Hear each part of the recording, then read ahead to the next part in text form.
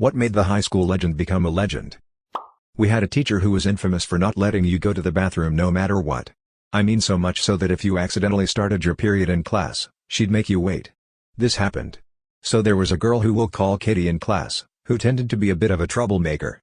Katie hated the teacher, because she'd beg to go to the bathroom and got shut down every time.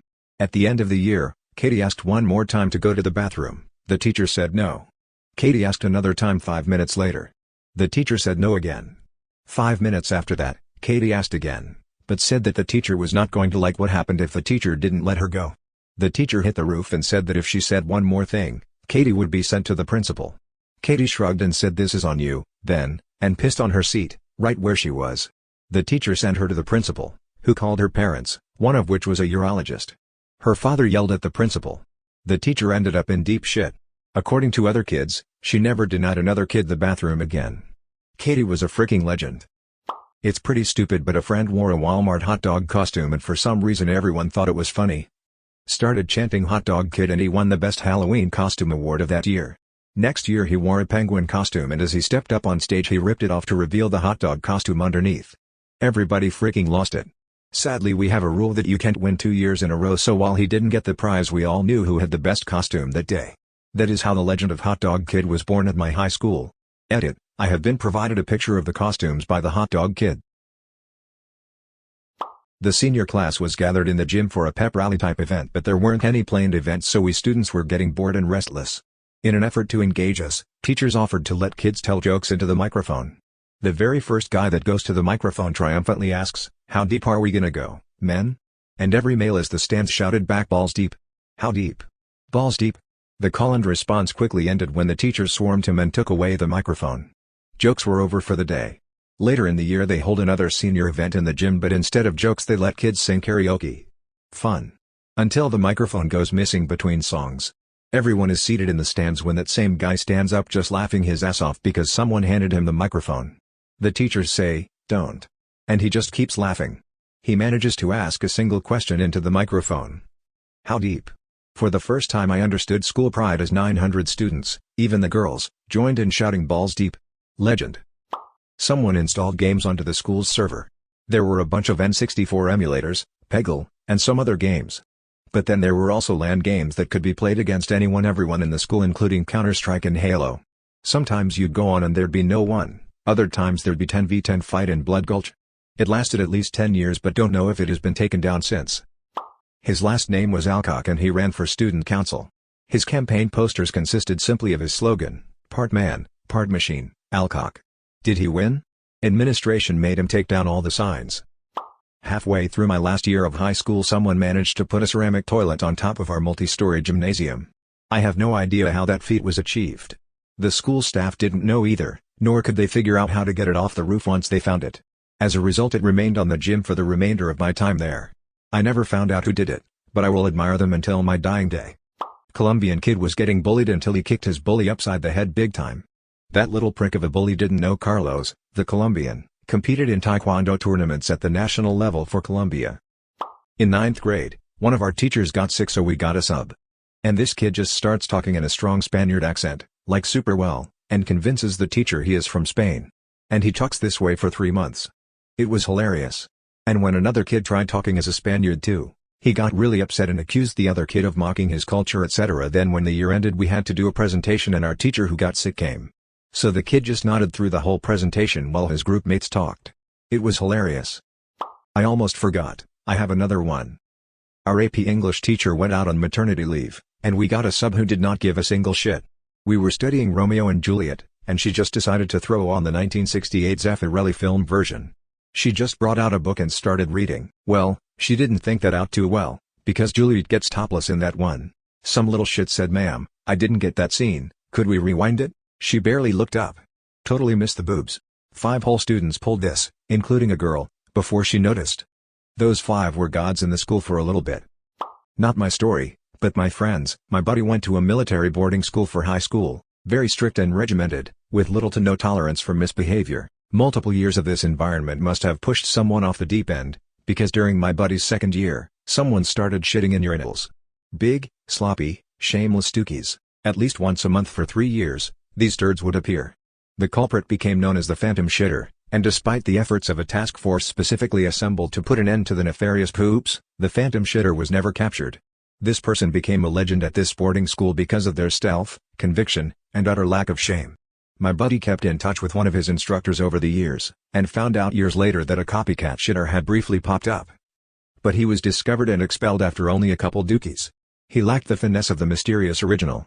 Year 10, head boy has to be picked, England. And it's picked by vote. It's a year group of about 150 students. So we had the obvious, popular, well-liked by everyone kids.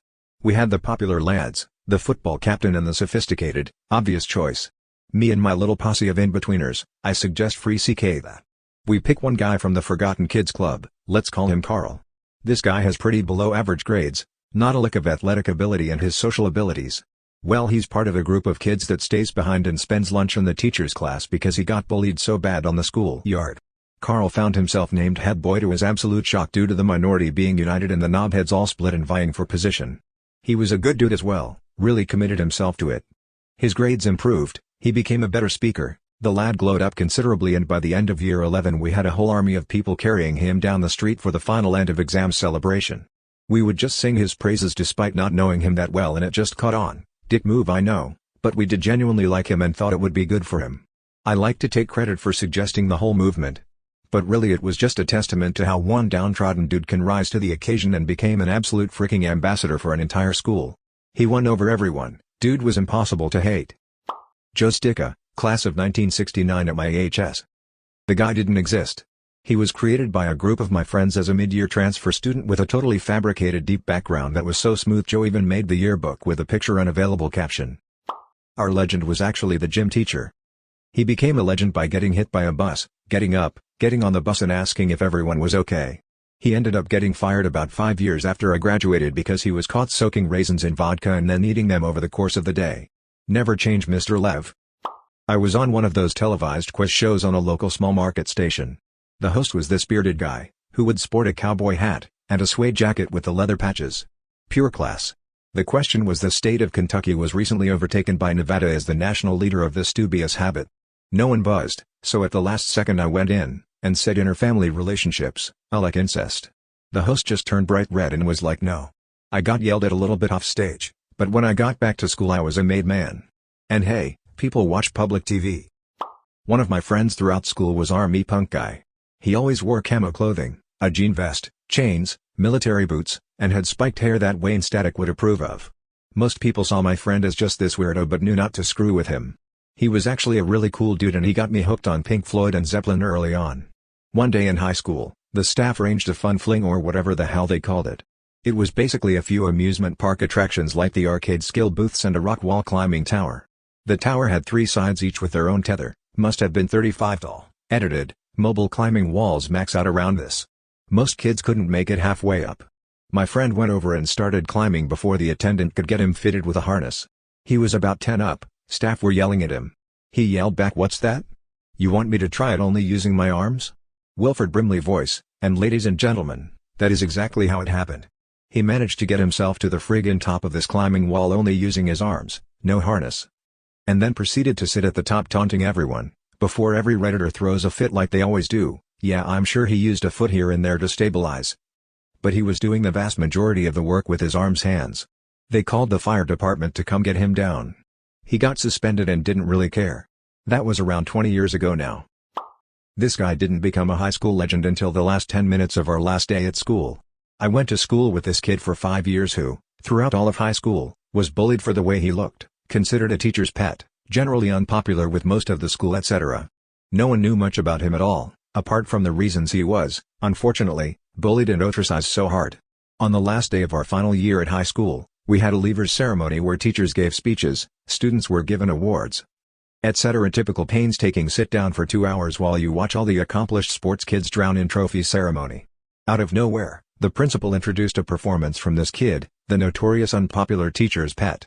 We were all so confused, what could he possibly be performing? He got up on our school's theater stage as if he were to do a stand-up special. He then proceeded to perform a 10-minute-long Adult Swim-style sketch in which he did spot-on impressions of not only every single teacher in the school, in front of them, but the exam invigilators, the cleaners and even the frickin' dinner ladies. This guy had fully produced and scripted an entire one-man sketch where he played all the characters being every member of staff in the school. For the very last time we would all be in that hall together, it was truly a then everybody clapped moment Earl, as he got a standing ovation from every teacher in the hall, and all 120 students who relentlessly bullied him all these years prior. It felt like a massive middle finger to everyone who underestimated and ignored him. This mystery kid, who'd been bullied and ignored for his entire 5 years at our high school, became a legend within 10 minutes on the very last hour of the very last day of our time in that place. And then I never saw him again. Wonder where he is now. When I was a junior in HS, the wrestling team would hang out in the bathroom at lunch and pack lips in the stalls. There was a kid who was probably on the spectrum who'd also hang in the bathroom every day and eat his lunch there, so we befriended him and tried to give him some banner. I went to a midnight screening of Superbad, and the first time McLovin came on the screen I was like, my god. That looks just like a slightly skinnier version of Stall Kid. So the next day at school I saw him in the hall, and during our usual daps I was like, yo, it's McLovin.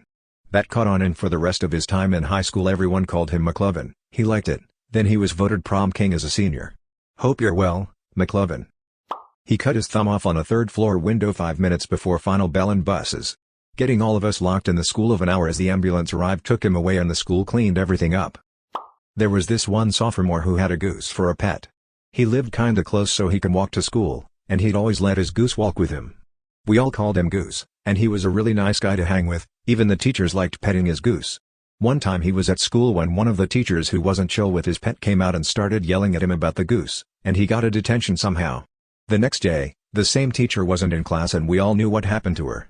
We find out at a small assembly at the end of the day that Goose had let his goose run around the classroom last night, and apparently the teacher was still there grading, and got a beak to the head. No one messed with him for the rest of school year. 2 students got suspended my senior year for constructing a gin still in their lockers. It was discovered before the first batch was created, but they got chemistry scholarships out of it. Snorted a whole line of crushed red pepper and spent the rest of the day locked in a bathroom stall coughing his lungs out. That sounds like a punishment worse than most torture methods. My brother ran into the statue of our high school mascot with his truck at night. Knocked the bulldog off its platform, then threw it in the back of the truck. It ended up in a pond out by our house. My brother, who was a massive wallflower in school, and never told a soul until he mentioned it to me over some beers in our 30s. No one ever knew who it was, but it was a big deal, and I remember tons of allegations, accusations, and rumors as to how our mascot disappeared. Never in my life would I have ever suspected my brother. Legendary in my eyes. Had a girl in high school get super drunk at a party and she shit her pants really badly in front of everyone. Her last name had the word tank in it already, so this legend was pushed to the next level after that night. I don't remember a ton from high school, but I remember the frickin' tank. They stole a frickin' llama from a circus, called him Serge, and took him around the town in public transport. Alcohol was involved. Got a couple that are somewhat related. 10th grade Spanish, we had this teacher who was a bit strict and didn't have much of a tolerance for nonsense in class.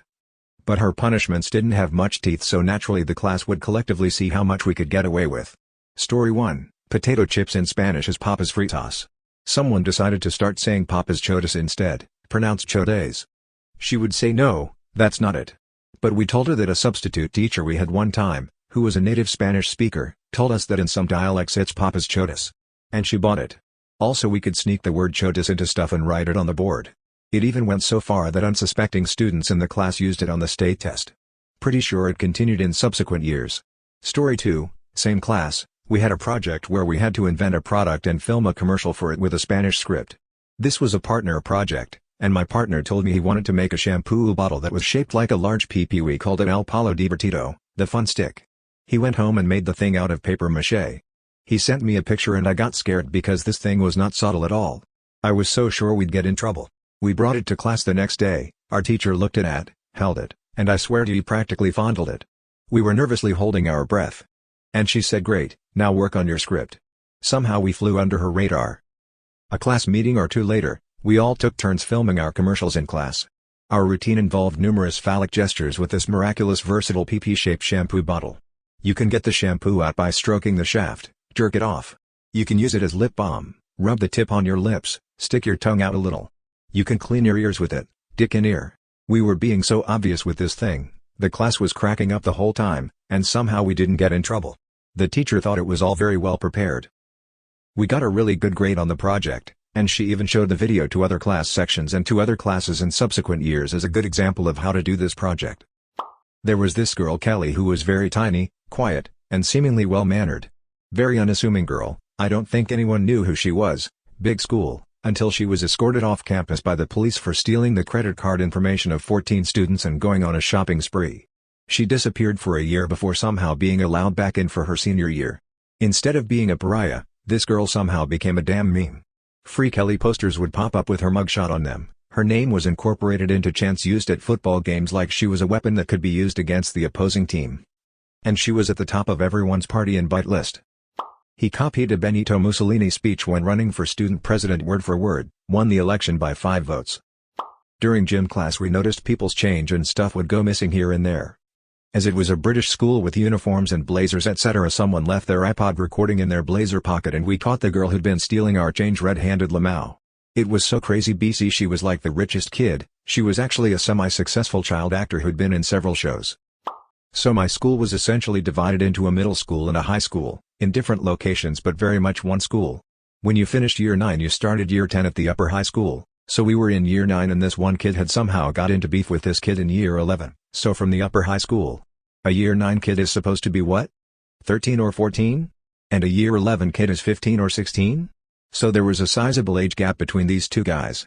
I don't actually know how these two managed to get into beef being at 2 different locations, but they managed it and the year 11 kid was like, "Friday after school I'm gonna come down to your middle school and beat the shit out of you."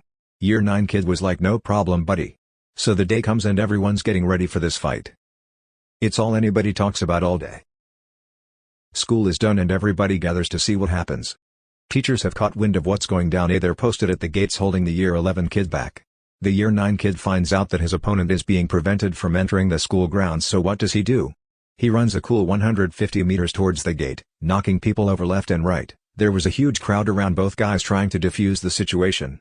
Before ripping his shirt OFR like goddamn Hulk Hogan and beating the ever-loving shit out of the year 11 kid. He ragdolled that dude so goddamn bad. Nobody ever fricked with him again. People were legit terrified of him. The thing that made it so legendary is that the older kid thought he was hot shit, came down to the school like he was gonna do something. And this kid whips his shirt off like a freaking superhero and wrecks him. What I will add is that the year 9 kid was supernaturally strong. It didn't make any sense. He was strong in a way that seemed odd. We had a weight room and he could put up way more weight than anyone else. He would player fight with teachers and manhandle them. He had transferred in from a school in Jamaica, so at the time of the fight nobody knew he was that strong. And also looking back there's a good chance he was like 17 lol. He wore a kilt to school in a fairly small town. It was 1986. Our history teacher was ex-military, and he was absolutely jacked. Like this guy would bike 10 miles every morning to school, kept an ab roller in his classroom, would eat salads and beans for lunch every day, the whole shebang. Anyway, one day he gives our class a pop quiz. Jeff, the strongest, biggest guy in my class, goes up to him and asks, "If I can punch you in the stomach, and make you flinch, the entire class gets a 100 on the quiz." My teacher took him up on it. He prepared himself, and Jeff absolutely drills him in the stomach. Our teacher did not flinch. We still had to take the quiz, but Jeff went down in history as the guy who punched a teacher, and the teacher went down in history as a guy you don't wanna fricking mess with. The high school was near both a grocery store and a Petco, so someone bought sugar, a loaf of bread, and 100 crickets. They soaked the bread in sugar water, tossed it up into the drop ceiling, and let the crickets out into the ceiling as well. They bred like crazy and the chirping was constant and echoed into the loudest possible bing noise I've ever heard. Some dude dropped a XXL Tyrannosaurus bigger than my damn forearm. Thing was at least 12 inches long and 3.5 inches thick.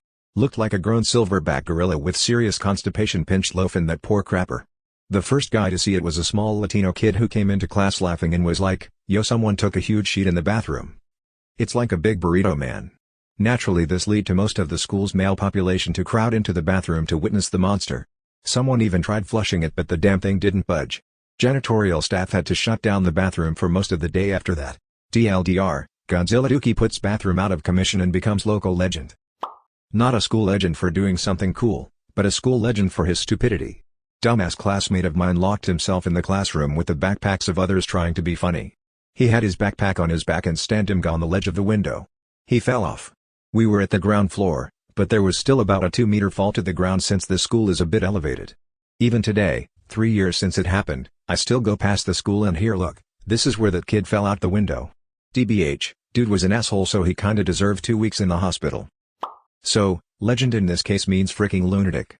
He took the teacher's thermos from the back of the room, not knowing it was hers. He goes to the bathroom, with the thermos.